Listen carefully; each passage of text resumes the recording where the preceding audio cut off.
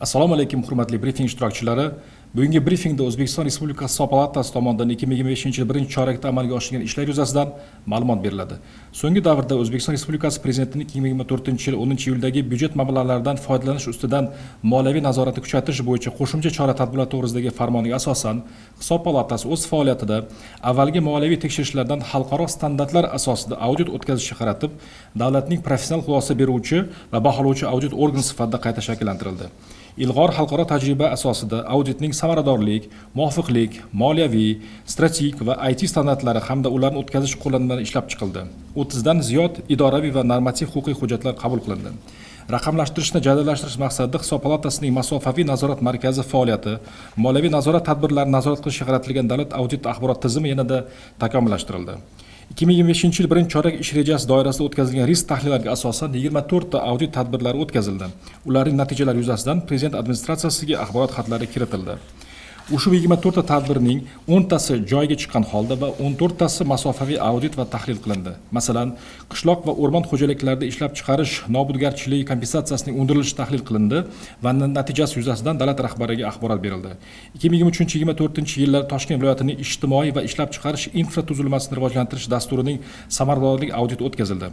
Prezident administratsiyasi tomonidan Vazirlar Mahkamasi va mutasaddi tashkilotlarga kamchiliklarni bartaraf etish va tegishli me'yoriy hujjat loyihasini kiritish bo'yicha takliflar berildi. Umuman olganda, audit va o'rganishlar natijasida daromad yo'nalishida 4.8 trillion so'mlik qo'shimcha soliq va majburiy to'lov manbalari mavjudligi aniqlandi va soliq qo'mitasi bilan birgalikda undirish choralari ko'rilmoqda. Xarajat yo'nalishida 5.7 trillion so'm mablag'lar maqbullashtirildi. 132.5 milliard so'mlik moliyaviy xato va kamchiliklar ma'lum bo'ldi.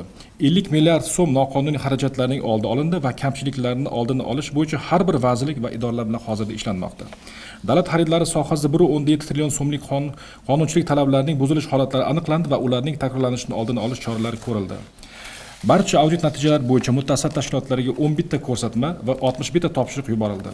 Hisob palatasining masofaviy nazorat markazi tomonidan 1,5 ta holatda 753 milliard so'mlik kamchiliklar bartaraf etildi. Jumladan 281 ta holatda 718 milliard so'mlik kamchiliklarning barvaqt oldi olindi. Shuningdek, 4.17 mingta holatda 1.3 trillion so'mlik moliyaviy xavflar bo'yicha tahlillar davom etmoqda. Barcha davlat tashkilotlarida tejamkorlik va barqarorlik ta'minlash tamoyiliga qat'iy amal qilish bo'yicha berilgan topshiriqlarga asosan vazirlik va idoralarda amalga oshiriladigan amaliy tadbirlar jadal davom ettirilmoqda. Shuningdek, byudjetdan ish haqqiga, qurilishga, xaridlarga va boshqa maqsadlarga yo'naltiriladigan mablag'lardan samarali foydalanishni kuchaytirish bo'yicha Bosh prokuratura, Iqtisodiyot va Moliya vazirligi bilan birgalikda vazirlik va idoralarning iqtisod bo'yicha o'rinbosarlari va mas'ul xodimlariga maxsus o'quv amaliy seminarlar tashkil etildi. Byudjet xarajatlari mablag'larini iqtisod qilish, maqbullashtirish va qo'shimcha daromadlar aniqlash maqsadida Hisob palatasi, Iqtisodiyot va Moliya vazirligi, Bosh prokuratura huzuridagi departament o'rtasida qo'shma qaror qabul qilindi. Tuzilgan ishchi guruhlar tomonidan amaliy ishlar hozirda olib borilmoqda. O'tgan chorakda Hisob palatasi tomonidan birlamchi tibbiyot muassasalari faoliyat samaradorligi auditidan o'tkazildi. Audit natijalariga ko'ra qator muammolar aniqlangan.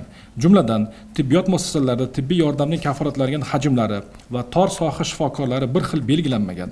Byudjetdan ajratilayotgan mablag'larning dori vositalari, tibbiy buyumlar, kasallikni oldini olish bilan bog'liq xarajatlarga taqsimlash me'yorlari yetarli emasligi va sohani malakali kadrlar bilan ta'minlashda ham kamchiliklar borligi aniqlandi. Hisob palatasi tomonidan audit yakuni bilan tibbiyot xizmat sofatini oshirish bo'yicha tizimli takliflar berildi. Hisob palatasi tomonidan Raqamli texnologiyalar vazirligi bilan birgalikda masofaviy audit axborot tizimida 2 ta yo'nalish bo'yicha sun'iy intellektdan foydalanish jarayonlari avtomatlashtirildi va sinov rejimida ishga tushirildi.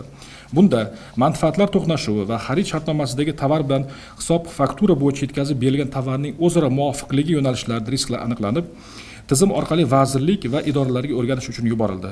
Hisob palatasi yaratilgan ushbu katta hajmdagi ma'lumotlar bazasi orqali real vaqt rejimda byudjet mablag'lari sarfining qonuniyligi, maqsadliligi va samaradorligi monitoring qilish tizimi yo'lga qo'yildi.